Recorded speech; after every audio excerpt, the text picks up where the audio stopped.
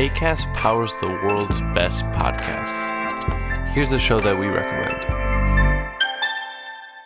Hi, I'm Dory Shafrier, and along with Kate Spencer, I host Forever 35, a podcast about the things we do to take care of ourselves. Join us every Wednesday with guests like author Phoebe Robinson, chef Samin Nosrat, actress Busy Phillips, and even former Secretary of State Madeleine Albright.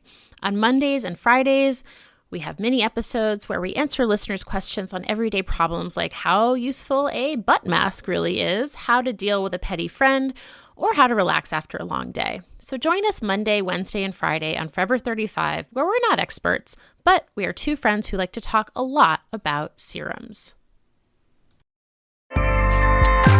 Acast helps creators launch, grow, and monetize their podcasts everywhere. Acast.com. On today's Smart 7, WASPI Women face battle for compensation, US pushes for ceasefire deal in Gaza, and lots more. It's Friday 22nd of March, it's World Water Day, and happy birthday, Reese Witherspoon. The Smart 7. It's news, but not the news.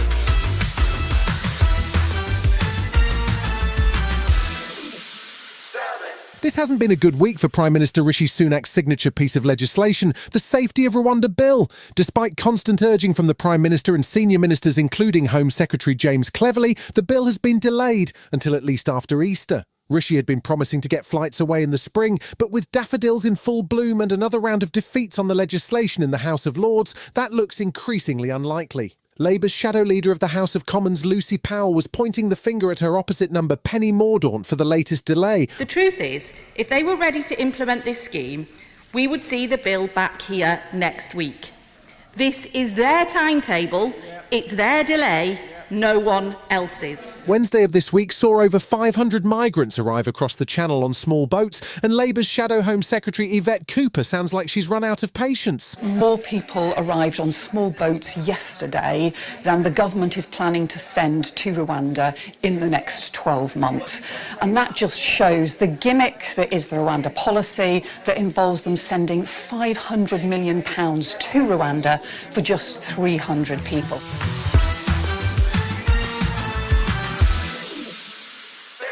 A long overdue report was finally published on Thursday, revealing that potentially hundreds of thousands of women are entitled to compensation.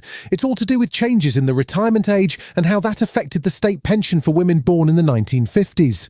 The Parliamentary Health and Services Ombudsman, who have been investigating the matter for several years, had already issued a preliminary report that found the Department of Work and Pensions guilty of maladministration. But as the chief executive of the PHSO, Rebecca Hilsenrath, explains, there has been considerable resistance to actually making any compensation payments. The DWP completely cooperated with our investigation. Our concern is that they have clearly indicated to us they don't accept our findings. A campaign group called Women Against State Pension Inequality, or WASPI, have been pushing for a payout of at least £10,000 for those affected. Former Pensions Minister Baroness Altman says the sting in the tail is that the department will likely continue to resist because the sums involved are enormous. The overall cost, if you were to compensate every woman affected, would be significant. Even if you were at, let's say, level 3 or 4 of £1,000 each, you're talking £3.5 billion.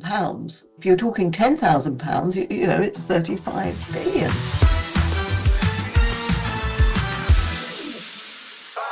This may not surprise anyone, but the Health Secretary, who referred to junior doctors as doctors in training, has been unable to reach an agreement with the British Medical Association. Victoria Atkins has been refusing to improve on what was meant to be Rishi's first and final offer, and now junior doctors' unions have voted to continue strike action at least until September. They're sticking by their demand for a 35% pay rise, which is backed up by new research that shows doctors' pay has fallen by 25% over the last 15 years, and that was a significantly faster fall than was experienced by workers in other sectors.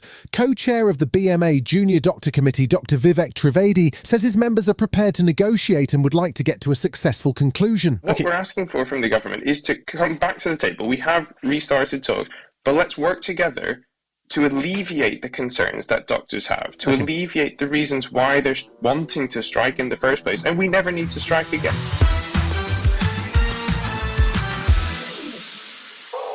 After a week in which the US and President Joe Biden have clearly become increasingly impatient with Israel, America finally took a concrete step to intervene in the war in Gaza.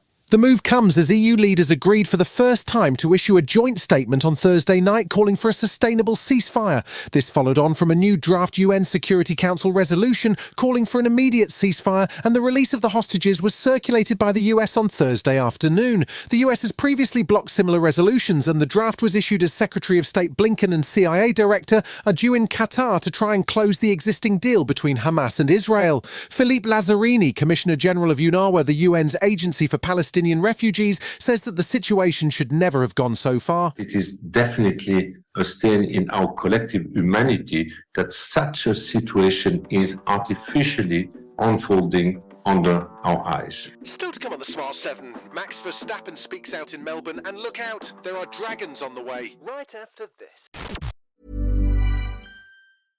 Flexibility is great. That's why there's yoga. Flexibility for your insurance coverage is great too. That's why there's United Healthcare Insurance Plans. Underwritten by Golden Rule Insurance Company, United Healthcare Insurance Plans offer flexible, budget-friendly coverage for medical, vision, dental, and more. One of these plans may be right for you if you're, say, between jobs, coming off your parents' plan, turning a side hustle into a full hustle, or even missed open enrollment. Want more flexibility? Find out more about United Healthcare Insurance Plans at uh1.com. Welcome back. This weekend sees Formula One head down under for the Melbourne Grand Prix, but so far this season most of the drama has happened off track. With Lewis Hamilton due to head to Ferrari for 2025, there's been non-stop speculation about who Mercedes might sign for his seat. There's also the ongoing Red Bull drama surrounding boss Christian Horner, which saw Max Verstappen's dad Jos suggest that the team could be torn apart if Horner stayed in charge. There was good news for Christian and for Austrian energy drink fans on Thursday though, as Max confirmed he has no plans to switch seats. I know that I have a contract with the team till the end of 28, and I'm very happy also with all the people that I'm working with. You know, the car is going really well. So, you know, we should be focusing on that and really enjoy what we are doing, and I think that we do that. If you were a teenager in the 1990s, you're probably familiar with the books of Jacqueline Wilson. She's the author behind the story of Tracy Beaker, Double Act, Vicky Angel, and many, many more. She's won multiple awards for her children's books that tackled real issues in a smart and sensitive way, and now she's branching out. She's just published her first adult book in which we finally get to find out what happened to the stars of the Girls' Quartet of novels. Nearly 30 years ago, I wrote a quartet of novels about 3 13-year-old best friends. Still today, young women come up to me in the street and they often ask me what happened to these characters. My new novel will answer those questions, which sees Ellie, Magda and Nadine about to hit 40 and how their lives have changed.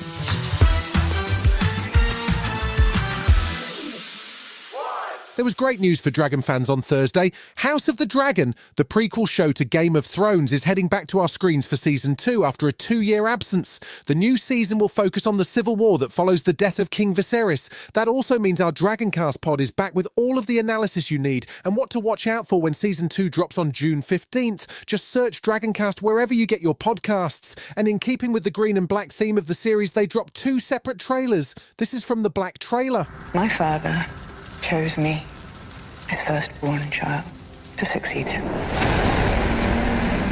He held to his decision until death. And yet, Alicent's son sits my throne. I mean to fight this war and win it. You've been listening to The Smart 7. We'll be back tomorrow at 7 a.m. Hit that follow button and have a great day. Give us 7 minutes and we'll give you the world.